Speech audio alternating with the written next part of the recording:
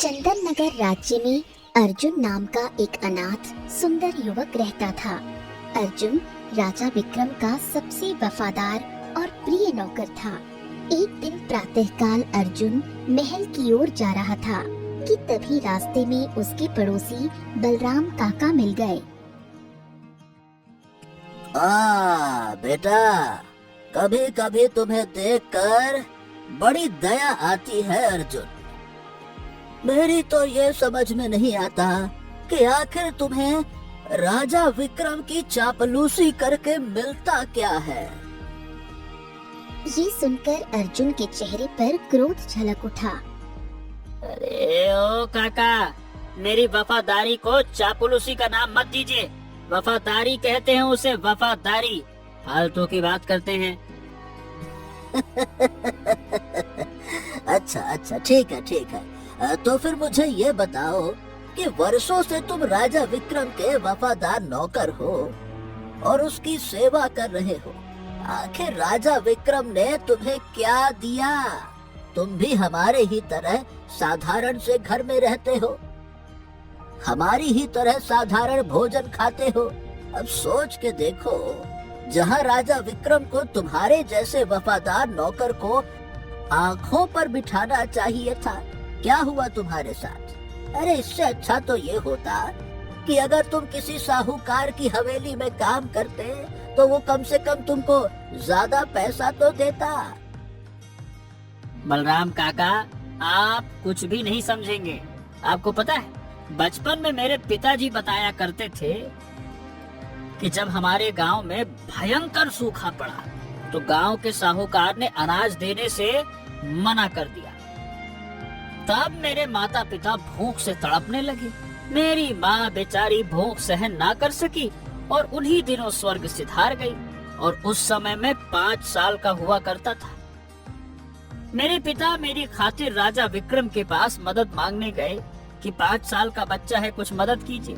तो महाराज ने ना केवल मेरे पिता की मदद की, बल्कि उन्हें रहने के लिए घर भी दिया और महल में नौकरी भी दी। तो बलराम काका, ऐसा है कि अगर आज मैं जीवित हूँ ना, तो महाराज की वजह से, किसी साहूकार की वजह से नहीं। मरते वक्त मेरे पिता ने मुझसे कहा भी था कि बेटा, अपनी वफादारी का कर्ज चुकाना है तुझे। अच्छा, तो ठीक है भाई, फिर सारा जीवन राजा विक्रम की चाकरी करते रहना, और क्या। इतना कहकर बलराम काका चले गए। कुछ देर बाद अर्जुन महल पहुंचा और सीधे राजा विक्रम के कक्ष में जाकर वहां की सफाई करने लगा। ये देखकर रानी सौम्या का मन मुरझा गया। रानी सौम्या कमरे से बाहर निकली और थोड़ी देर बाद राजा विक्रम के पास जाकर बोली,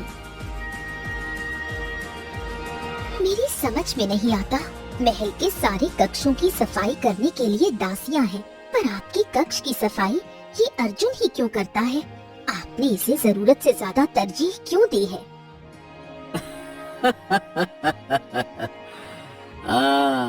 देखिए महारानी, क्या है कि अभी आप नहीं जानती हैं। बात ये है कि अर्जुन के पिता वो मेरा वफादार नौकर था और अर्जुन वो तो अपने पिता से भी कहीं अधिक वफादार है। रानी सौम्या क्रोधित हो उठी। ये सब किताबी बातें हैं, कोई वफादार नहीं होता। जब बुरा समय आता है तो रिश्ते मुंह मोड़ लेते हैं, और ये तो एक नौकर है, ये हमारा क्या साथ देगा? नहीं नहीं नहीं नहीं नहीं नहीं, ऐसी बातें मत कहिए महारानी सौम्या। अब ये जीवन है, वैसे तो जीवन के मोड़ बड़े निराले होते हैं।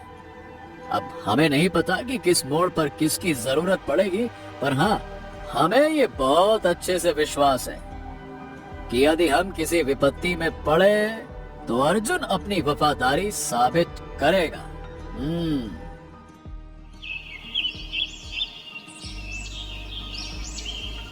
समय इसी तरह बीतता रहा। एक दिन राजा विक्रम की पुत्री राजकुमारी चंद्रलेखा एक विचित्र बीमारी से पीड़ित हो गई। रानी सौम्या उदास होकर राजा विक्रम के पास आई और रोते हुए बोली, हमने बड़े से बड़े वैद्य और उपाय आजमाए, पर कोई भी हमारी पुत्री की बीमारी ठीक नहीं कर पाया। अगर हमारी पुत्री भी हमसे छिन गई तो क्या होगा? हमारा कोई पुत्र भी नहीं है। हाँ, थोड़ा थोड़ा धीरज रखो सौम्या। राजगुरु तपस्या के लिए गए हैं, आज शाम तक वो लौट आएंगे। राजगुरु के पास चमत्कारी शक्ति है, अब उनसे ही उम्मीद है कि देखते हैं वो क्या करते हैं। शाम होते ही राजगुरु लौट आए। राजा विक्रम उन्हें अपनी पुत्री के कक्ष में ले गए। राजगुरु ने चंद्रलेखा का निरीक्षण किया और बोले, ये बड़ी ही विचित्र बीमारी है महाराज। मुझे ध्यान लगाने की आवश्यकता है और मैं दावे के साथ कह सकता हूँ कि इसका इलाज संभव है, पर मुझे कुछ ध्यान लगाने के लिए समय दीजिए आप। राजगुरु एक कक्ष में ध्यान लगाकर बैठ गए। कुछ देर बाद उन्होंने अपनी आंखें खोली और तेजी से टहलते हुए राजा विक्रम के पास पहुँचे। महाराज आपकी पुत्री का इलाज मिल गया है। हाँ, तो जल्दी से बताइए राजगुरु, हमारी पुत्री का इलाज क्या है, बताइए। जंगल की गहराई में एक झरना बहता है। कहते हैं कि वो दिव्य झरना है। वहाँ बड़ी ही विचित्र घटनाएं होती रहती हैं। कोई भी मनुष्य डर की वजह से उस झरने के पास नहीं जाता। उस झरने के पास एक पुष्प उगता है। यदि वो पुष्प आपकी पुत्री चंद्रलेखा को खिला दिया जाए तो वो स्वस्थ हो जाएंगी। ओह, तो आखिर उसमें ऐसा क्या है कि कोई मनुष्य उस झरने के पास नहीं जाता? महाराज, वो झरना जंगल की गहराई में है और उसका रास्ता एक भूल भुलैया की तरह है। पहली बात तो कोई मनुष्य वहाँ तक पहुँच ही नहीं पाता, और यदि गलती से कोई पहुँच भी जाता है तो फिर कभी वापस नहीं आता।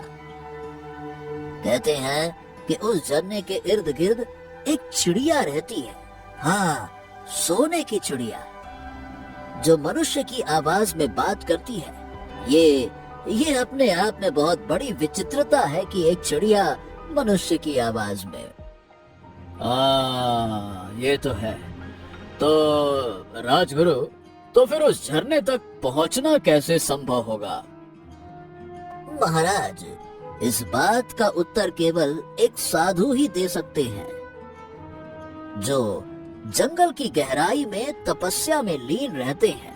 मैंने अपनी दिव्य शक्ति से ये देखा है कि वो साधु भूल भुलैया के किसी रास्ते में किसी घने वृक्ष के नीचे बैठे रहते हैं।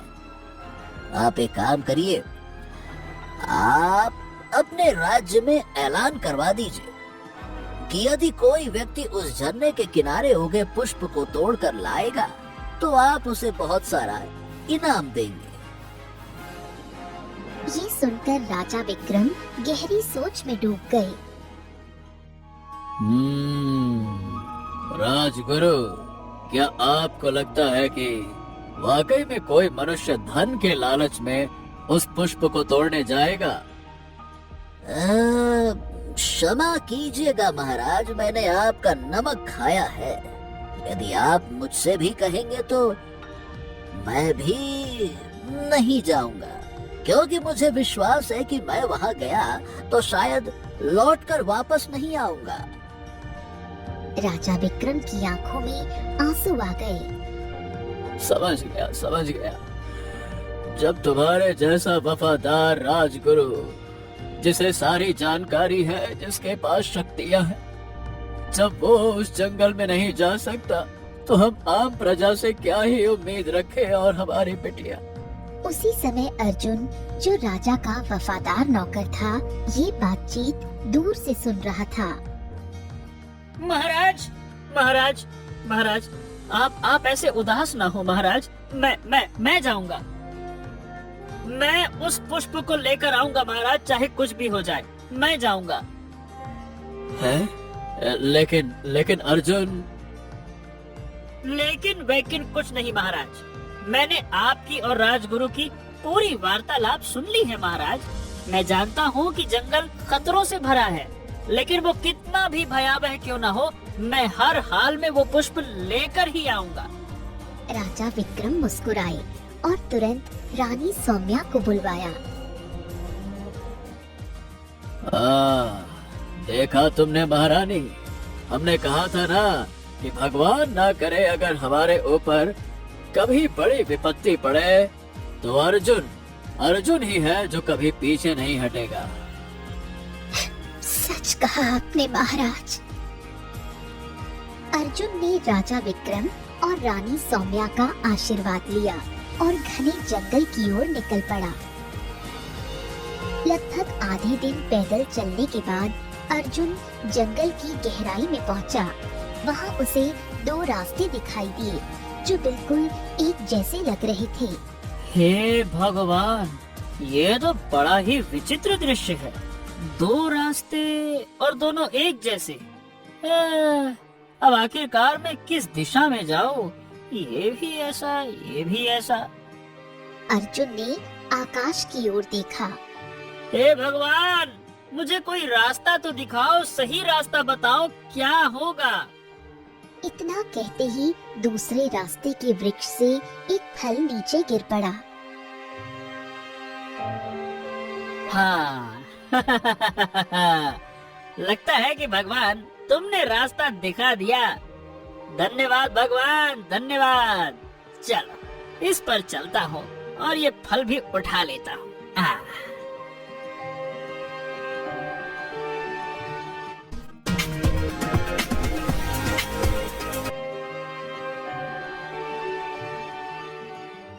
अर्जुन दूसरे रास्ते की ओर बढ़ा। कुछ दूर चलने पर उसे एक घना वृक्ष दिखा जिसके नीचे एक साधु ध्यान मग्न बैठे थे। वार्तालाप में सुना था कि जंगल की भूल भुलैया में एक साधु महाराज बैठते हैं। लगता है ये वही है। चलता हूँ इनके पास। अर्जुन साधु के पास पहुँचा। साधु ने आंखें खोली और मुस्कुराए।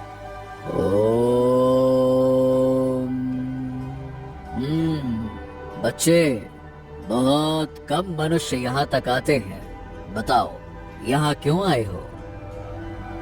अर्जुन ने सारी घटना साधु को बताई।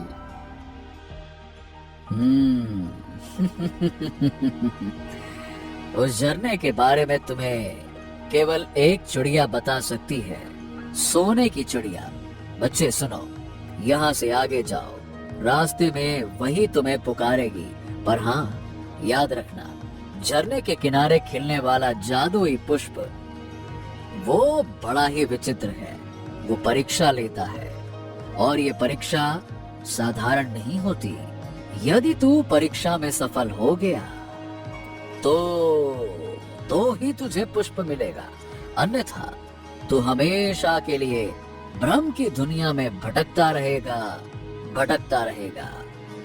क्या? भ्रम की दुनिया?